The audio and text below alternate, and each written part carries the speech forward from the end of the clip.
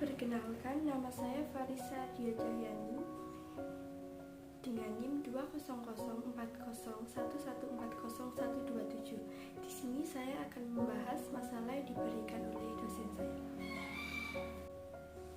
Saya akan membahas masalah ini, yaitu Ibu Mimin adalah guru SD yang mengajar kurikulum merdeka pada mata pelajaran IPAS materi tumbuhan.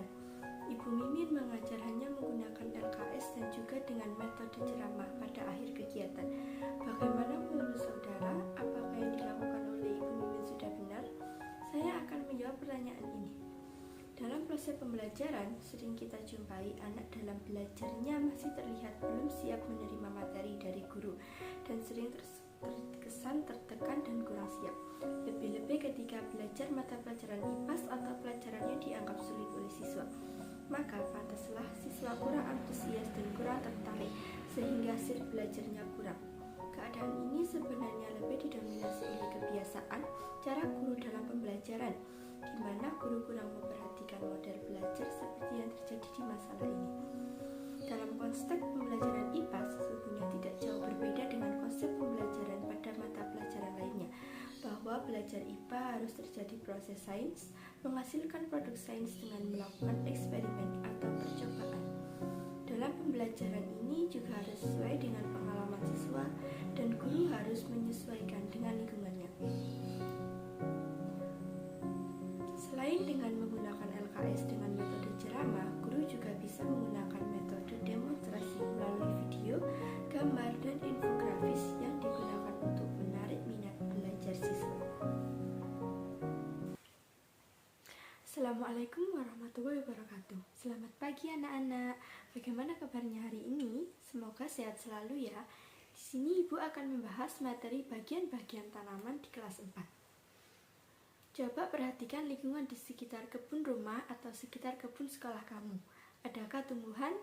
Tahukah kamu nama tumbuhan yang kamu lihat? Tumbuhan berbeda satu dengan yang lainnya. Ada tumbuhan yang berukuran besar dan ada tumbuhan yang berukuran sedang dan lainnya berukuran kecil. Tumbuhan juga berbeda-beda tempat tumbuhannya. Ada yang tumbuh di tanah, air, dan udara. Tumbuhan juga daunnya berbeda-beda. Beberapa tumbuhan ada yang memiliki daun sedikit dan ada yang daun banyak. Beberapa tumbuhan daunnya berukuran kecil dan ada yang berukuran besar. Bentuk daun juga beragam. Ada yang berbentuk bulat, ada yang berbentuk seperti telapak tangan kita yang disebut penjari, dan ada yang panjang.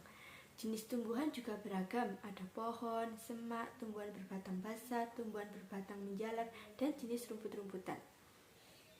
Sekarang kita membahas bagian-bagian tumbuhan. Yang pertama yaitu akar. Jika kita melihat bagian tumbuhan yang berdiri di atas permukaan tanah atau permukaan air, maka kita hanya melihat beberapa bagian tumbuhan saja. Akar sebagai salah satu bagian tumbuhan tidak tampak karena berada di dalam tempat tumbuhannya. Akar merupakan bagian tumbuhan yang sangat penting bagi tumbuhan. Fungsi akar yaitu yang pertama menguatkan berdirinya tumbuhan pada tempat tumbuhan, yang kedua menyerap air dan garam-garam mineral dari dalam tanah, dan menyimpan cadangan makanan, misalnya pada umbi-umbian. Yang kedua yaitu batang. Batang merupakan bagian tumbuhan yang ada di atas tanah.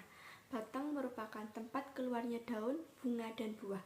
Fungsinya yaitu yang pertama sebagai tempat pengangkut air dan unsur hara, yang kedua menyalurkan zat makanan dari daun hasil fotosintesis ke seluruh tubuh tumbuhan. Yang ketiga yaitu daun. Bagian tumbuhan yang berfungsi sebagai tempat berlangsungnya fotosintesis adalah daun. Daun banyak mengandung zat warna hijau yang disebut klorofil. Daun terdiri atas tangkai daun dan helai daun. Yang keempat yaitu bunga. Bunga merupakan bagian tumbuhan yang berfungsi sebagai alat perkembangbiakan. Bunga sangat penting untuk perkembangbiakan tumbuhan karena pada bunga terdapat alat-alat reproduksi yaitu putik dan benang sari.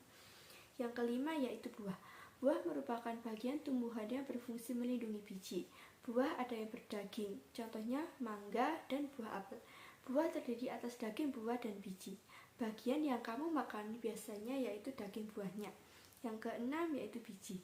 Biji merupakan hasil dari pembuahan yang terjadi akibat penyerbukan antara serbuk sari dan putik. Jika biji ditanam, akan tumbuh menjadi tumbuhan baru. Biji itu berkeping, ada yang berkeping 1 dan ada yang berkeping 2. Biji berkeping 1 disebut monokotil dan yang berkeping 2 disebut dikotil. Di sini ibu akan memberikan penugasan kepada kalian, yaitu mengamati bagian-bagian tumbuhan dengan kelompok maksimal 2 orang. Langkah-langkahnya yaitu yang pertama, amatilah pohon yang ada di sekitar kalian. Yang kedua, amatilah bagian-bagiannya. Yang ketiga, tunjukkan nama bagian dari tanaman tersebut dan deskripsikanlah. Yang keempat, gambarlah tanaman tersebut pada tempat yang tersedia di bawah ini. Seperti ini ya. Nanti ibu akan memberikan selembar kertas ini kepada kalian untuk digambarkan tumbuhannya di sini. Pelajaran kali ini ibu akhiri, semoga ilmunya bermanfaat. Selamat siang, wassalamualaikum warahmatullahi wabarakatuh.